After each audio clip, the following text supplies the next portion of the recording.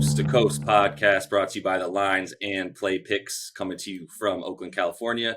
Josh Lander, as always, joined by my counterpart, Nate Weitzer, on the East Coast. If you're liking those winners that we're bringing you guys, Nate had a fantastic night last night.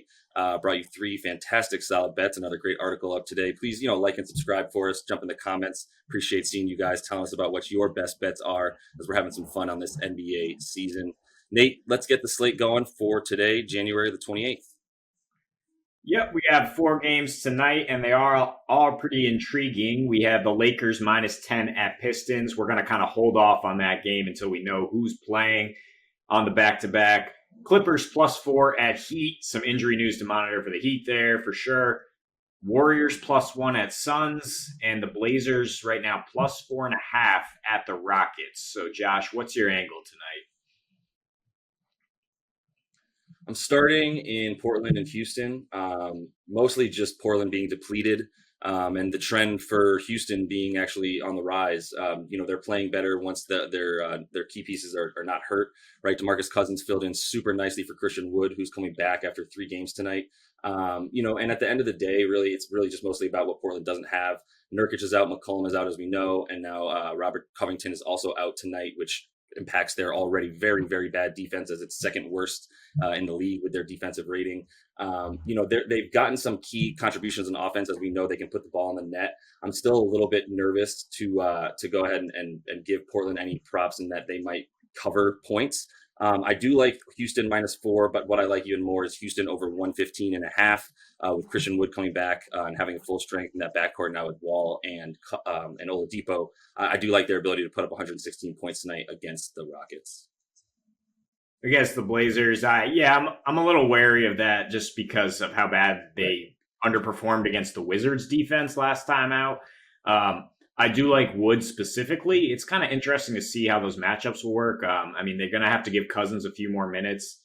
And the Blazers only have one big man, Enes Kanter, right? And he has no chance matching up with Wood's quickness. So I think as long as Wood's out there, he's going to dominate against whoever he's against. I think this is a perfect opportunity to, if you have a FanDuel sportsbook subscription, to get on there and get their player performance doubles. Where you can just get the money line along with what Wood does. So you can get +200 almost on him scoring 20 points in a Rockets win. You can get +350 on him scoring 25 in a Rockets win. So I love trying to kind of couple those together, or just going after his props on DraftKings as well. 32.5 points, rebounds, assists. That seems pretty solid to me.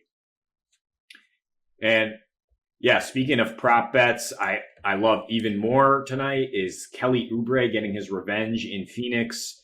As we know, he was not happy with the organization when he left, when he was traded this offseason. Had some choice words about playing for a real organization in the Warriors. So he's going to definitely be out for blood tonight in Phoenix. He scored 15 plus in his last 11 games in that arena. Obviously, will feel comfortable there. His props are really low right now because he had a couple bad games against good defenses, but he's followed that up with 2 solid games against the Wolves. We're talking 21.5 points, rebounds, assists, which is something he's topped in 9 of his last 11 games. I have no problem taking that in a game that I'm not really sure about anything else other than that he's going to be aggressive. Well said. I think, like you said, Devin Booker probably is likely to return after missing last night's game where they lost to the Thunder.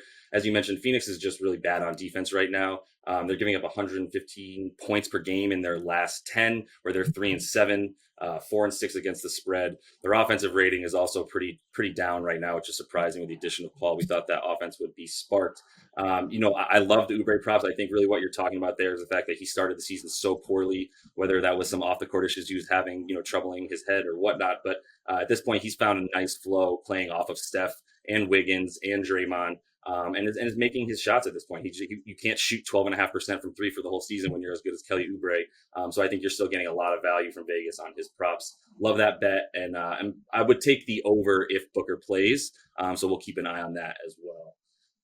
One game I'm looking at the complete opposite in terms of the under. That is the Clippers and the depleted Heat. who continue to be depleted. We'll keep an eye on who's playing, but Hero and Butler and Dragic are all game time decisions. I don't know if all three of them will play, but even if they do, I still do like that under based on just basically how well Miami's and LA the Clippers are playing on defense, both teams, but also obviously without then on the other side of the ball with the Clippers, no Kawhi, no PG, no Beverly, just really really bad on offense without them. One thing I do like there, aside from the under, due to the fact that there are so many stars out for the Clippers, I do like the props for Reggie Jackson. He pulled the ball 16 times last game. I think you're going to continue to see him kind of fill that role of someone who doesn't need other people to help him score. And he's obviously not afraid to shoot. So over 15.5 points, I can get even money there on DraftKings. So I'm looking at that for Reggie Jackson in that game. So is this Reggie Jackson's team? Is this basically the Pistons of 2 years ago now for the rest of the week? That's what we're looking at with the Clippers, I guess. So, yeah, I mean, definitely lock him into DFS lineups, along with Terrence Mann, local kid from Eastern Mass. Got to give him a shout out. He's been overvalued in 4 straight and is close to minimum on DFS sites. But I love the under pick. The Heat are just shooting a putrid 27% from 3 their last 3 games. The Clippers are close to the bottom of the league in that, and they're close to the tops in the league in 3-point defense. The Heat have gone under in 4 of their last 5 with all those guys out. The lone exception being Bam going off against the Nets, and Serge Ibaka, Ivica Zubac. Let me make sure I get that right. And Marcus Morris can do a pretty good job containing him. I don't see him necessarily going off enough to get this over the total, which is open at 217 and is still at a pretty friendly 215 at this point. So yeah, I do see this game as a good building block for DFS in terms of value. You can see who's out for Miami.